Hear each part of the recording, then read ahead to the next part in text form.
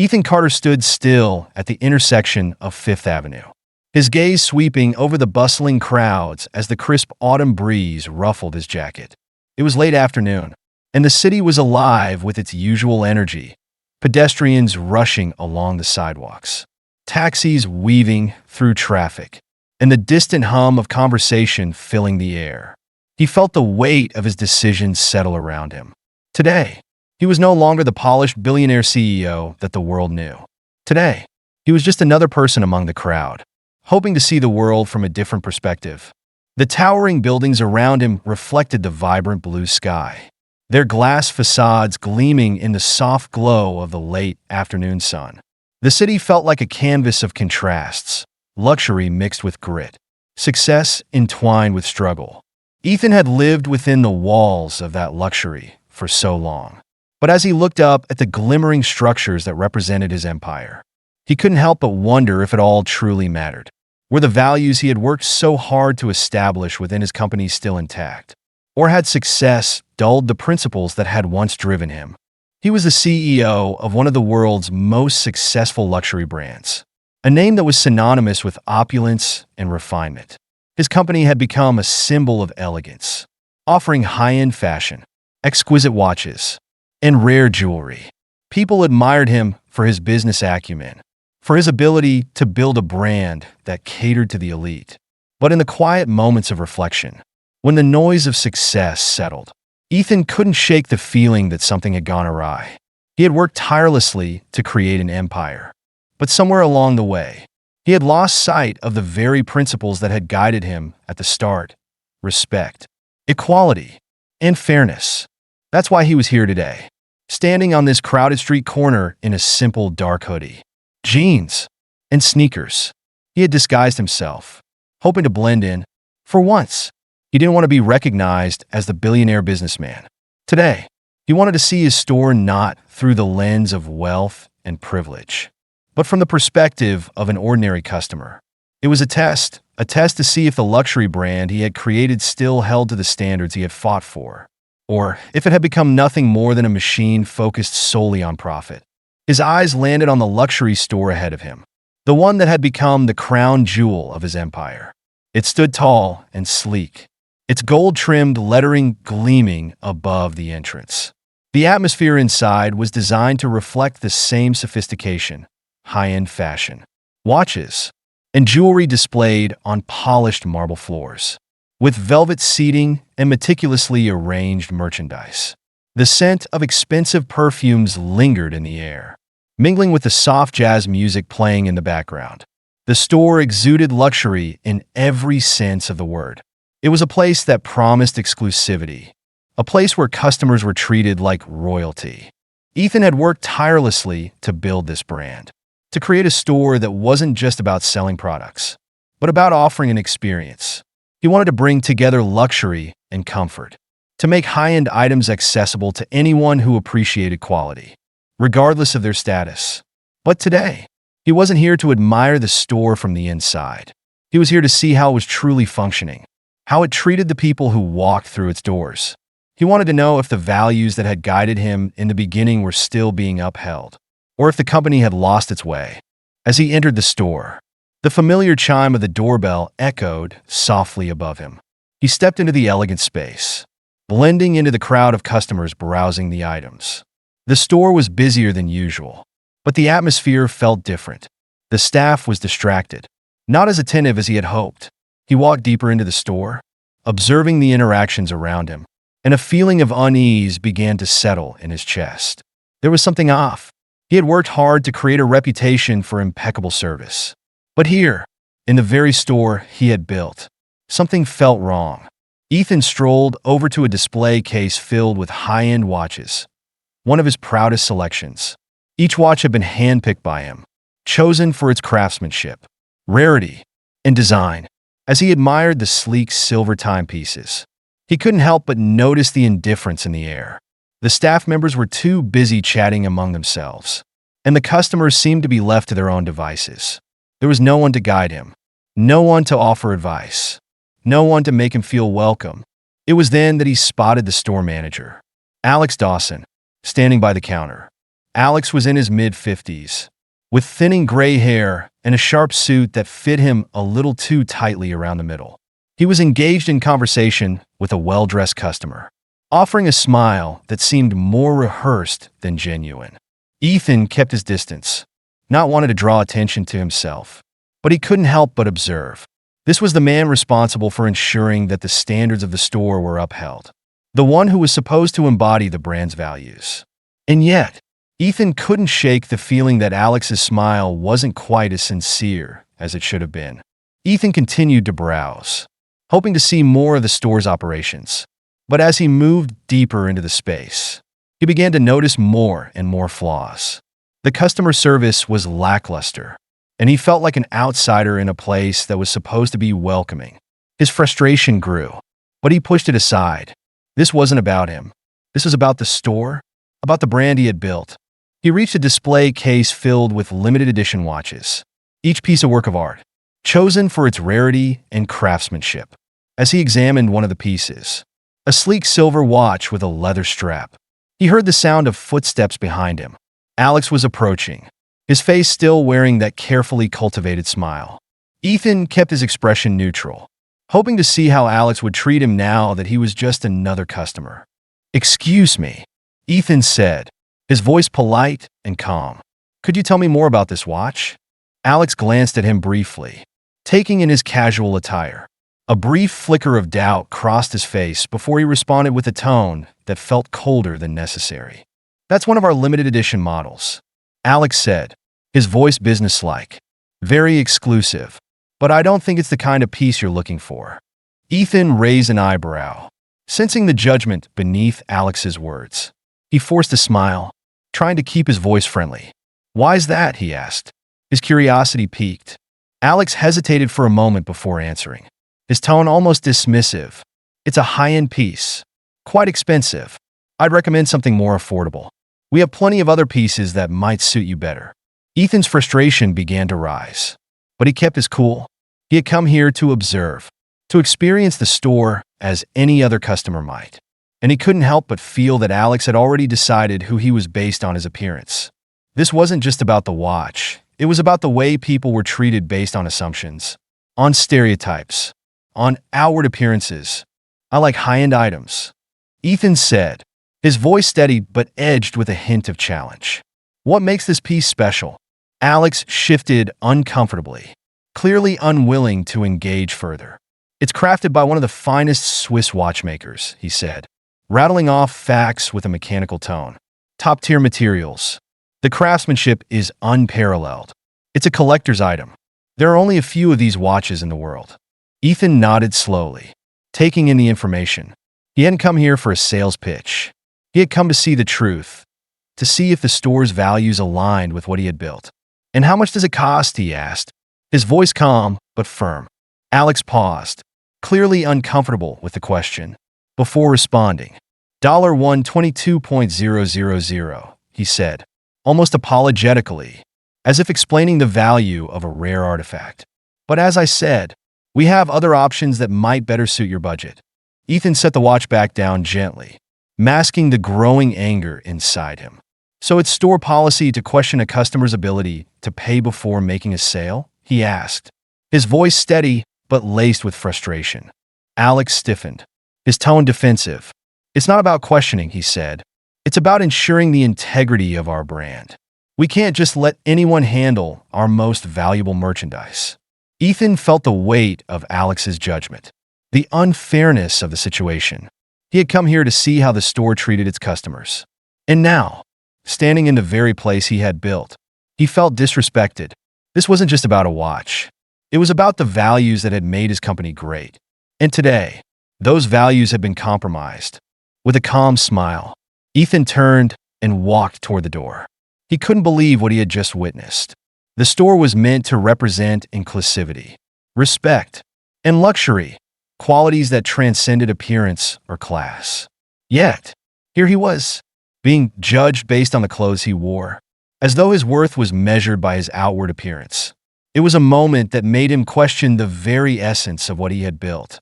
As he stepped outside into the cool New York air, Ethan took a deep breath. allowing the city's pulse to wash over him.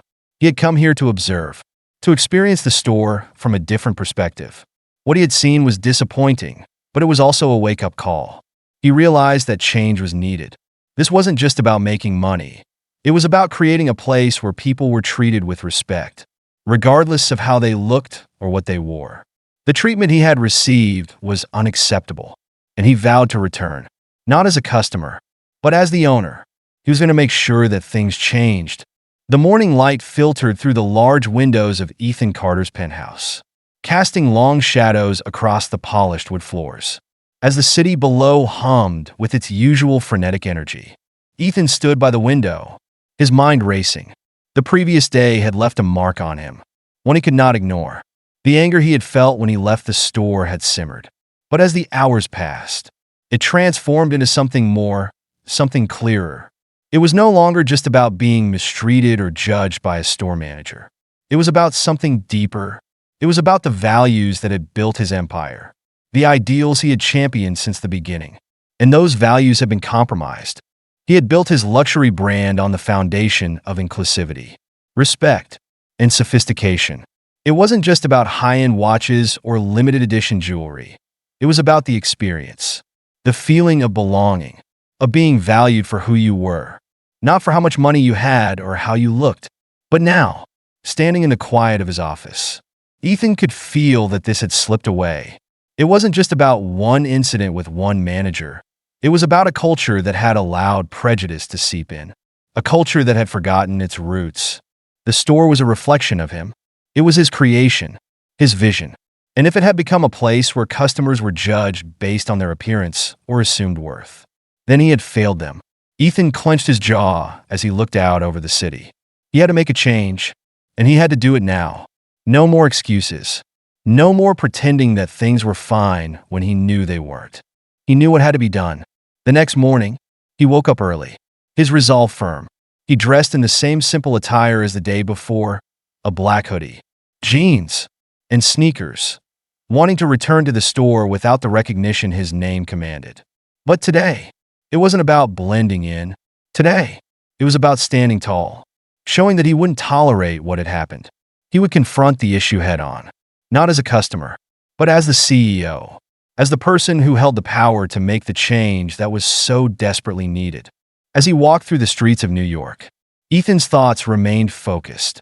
He had been a businessman for so long that he sometimes lost sight of the human element, the part of him that had first built the brand to stand for something more than wealth.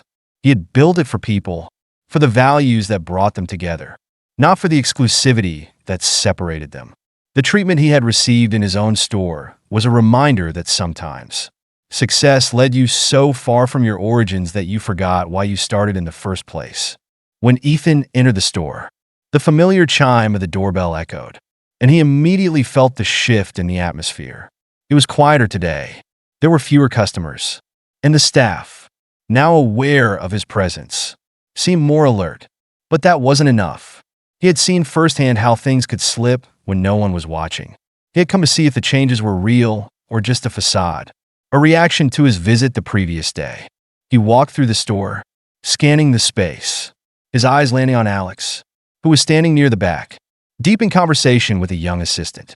When Alex noticed him, his face immediately shifted, betraying a flicker of recognition. For a moment, there was panic in his eyes, a panic that confirmed Ethan's suspicions. The manager knew exactly who he was, and the subtle change in his demeanor was telling. The warm, practiced smile that Alex had worn the day before was gone, replaced by something colder, more guarded. Ethan didn't wait for Alex to approach him. He knew exactly what he needed to do. He walked straight to the jewelry section, his eyes landing on a display case filled with diamond necklaces. The pieces glittered under the soft lighting, their price tags discreetly hidden behind the glass. But Ethan wasn't here just to look at the jewelry. He was here to observe. He wanted to see how the staff would treat him now that they knew who he was, now that they could no longer dismiss him based on his appearance. As he examined one of the necklaces, he felt a presence behind him. It was Alex, walking toward him with deliberate steps, his face impassive but his eyes betraying unease. The tension between them was palpable, and Ethan could sense that Alex was trying to compose himself, to pretend that nothing had changed. "Can I help you, Mr. Carter?" Alex asked, his voice tight, forced politeness evident in his tone. Ethan turned, his gaze steady but his voice calm. "I'd like to take a closer look at this necklace," he said. "Could you tell me more about it?" Alex hesitated, his eyes flickering toward the young assistant who had been assisting Ethan earlier. The woman, Kelly, was watching the exchange from a distance, her face uncertain. But just as she was about to step forward, Alex moved in front of her, blocking her path. "We reserve pieces like this for serious buyers," Alex said, his tone dismissive, his arms crossed tightly over his chest. "I'm not sure you understand the value of something like this." Ethan's eyes narrowed. It was the same judgmental tone he had encountered the day before. Only now it was more blatant, more in his face. He could feel his patience wearing thin, but he knew this wasn't the time to lose his composure. He had to remain steady, controlled. He had to make sure this message was sent with clarity, without emotion clouding his words. "What exactly do you mean by serious buyers?"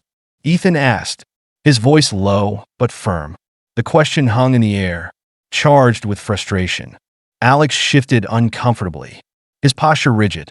"We have a certain standard for the people we serve," he said, his words coming out almost defensively. "Our customers expect a certain experience, and we can't just let anyone touch our most expensive items." Ethan's temper flared, but he pushed it down, keeping his voice steady. "So you judge me based on how I look?" he asked, his gaze unwavering. "You don't know my range, and you shouldn't assume you do." Alex's face flushed with discomfort, but his tone remained condescending. "I'm just doing my job," he said. "It's about maintaining the integrity of the brand. We can't risk the reputation of our products by letting just anyone interact with them." Ethan felt the full weight of his anger rising, but he forced himself to stay calm. This wasn't just about him. It was about the values that had built his company, the values that were now being trampled on by one person's prejudice. He knew what needed to be done. "You think this is about maintaining the brand?"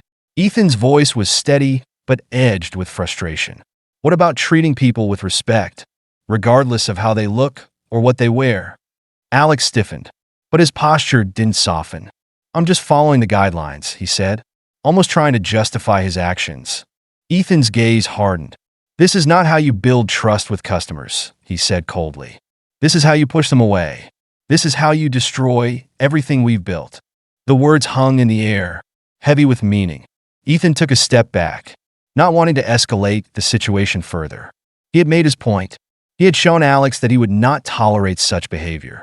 He didn't need to stay any longer to see if the atmosphere would change. He already knew the truth. As he turned toward the door, he couldn't help but feel a sense of disappointment settle in his chest. He had hoped that the store would be different, that things would have improved. But this wasn't just about one manager, it was about a culture, a mentality that needed to be changed. As Ethan stepped outside, the cold air of the city greeted him, refreshing but sharp. His mind raced with frustration, but underneath it all, a resolve was beginning to form. This wasn't just about one incident. It was about the future of his brand, about upholding the values that had brought him success in the first place. He couldn't let this stand. He would make sure it changed starting now.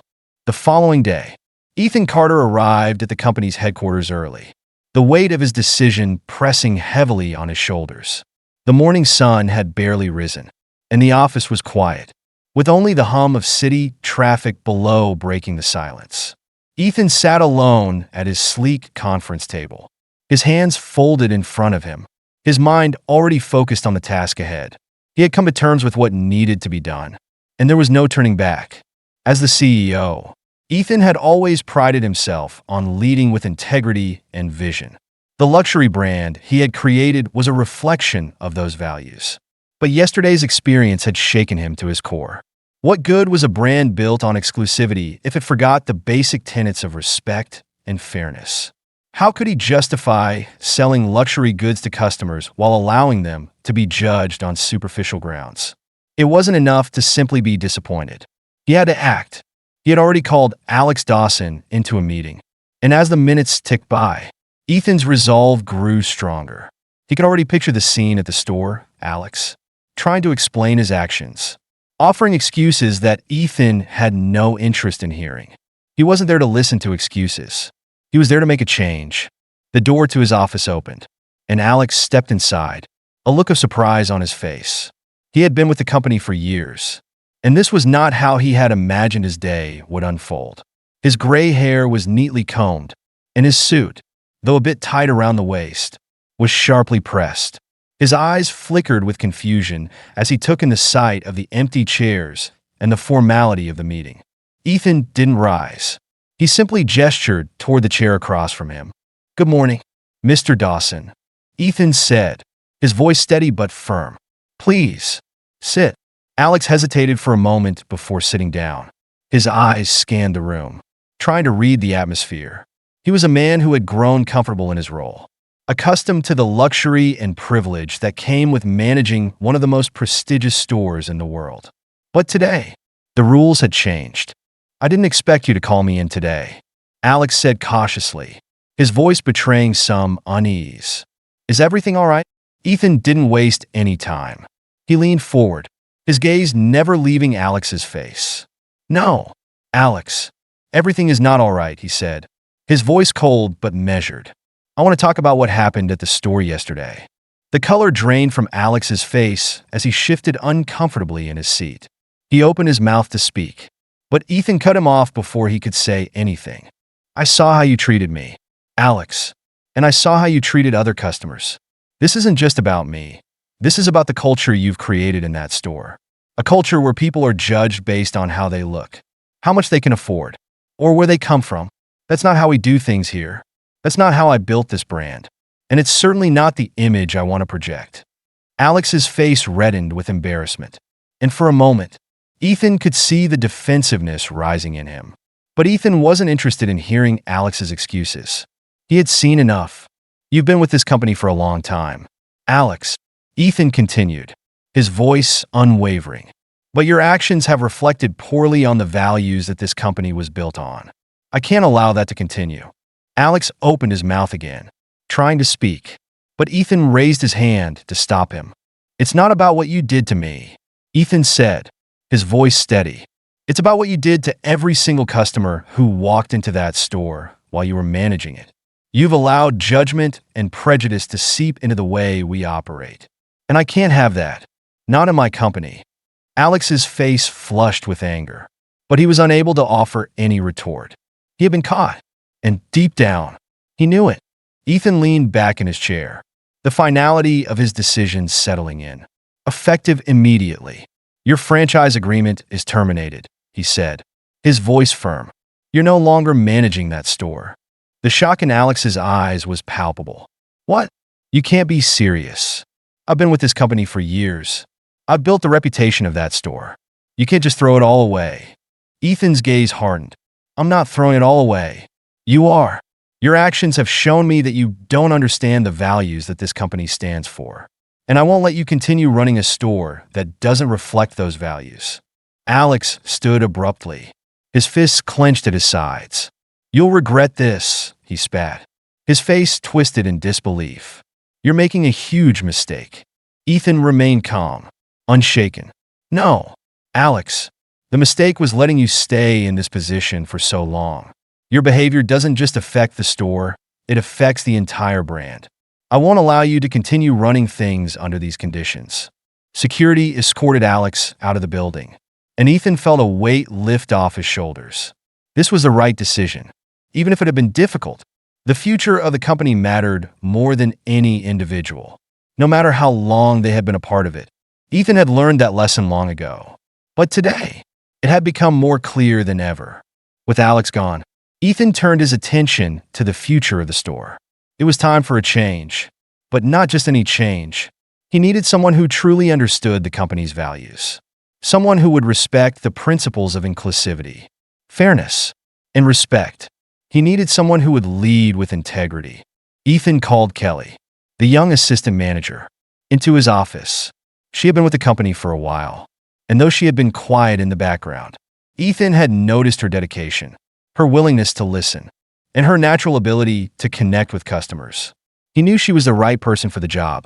"Kelly," Ethan began, "I've seen how you've handled the store, and I believe you're the right person to lead the team moving forward. I want to offer you the position of interim manager." Kelly's eyes widened in surprise, and for a moment, she looked stunned, but then a sense of relief and gratitude washed over her. "Thank you, Mr. Carter," she said, her voice steady. "I won't let you down." Ethan smiled. "I know you won't.